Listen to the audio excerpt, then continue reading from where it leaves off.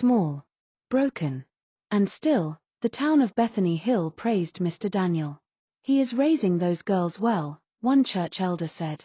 "Such discipline. Such humility." Mary didn't speak for days. She attended class.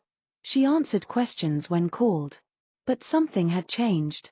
She no longer stayed behind for choir rehearsals.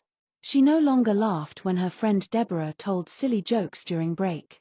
Her eyes, once bright and innocent, now carried a weight no 14-year-old should have to bear. Her mother, Abigail, noticed the shift but thought it was stress. "You've been studying too much, Mary. Rest small." But Mary wasn't tired from books. Every time she passed the headmaster's office, her heart pounded. She avoided his eyes during morning assembly. When he spoke about purity or obedience during devotion, she wanted to scream. But she stayed quiet. Because who would believe her? How do you accuse a man like Mr. Daniel Ajayi, someone even her parents respected? But the pain inside her kept growing. Until one day, she could no longer carry it alone. During computer studies, she slipped a small folded paper to Auntie Ruth, the school secretary, just as she passed behind her desk. Ruth glanced at the girl's eyes, dark, swollen with tears that hadn't fallen. Something told her not to ignore it. After the lesson, Ruth locked her office and opened the note.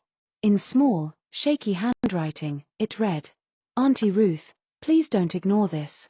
He's doing things in his office. Not just to me." Her heart skipped. She read it again. Slowly. Her hands trembled slightly.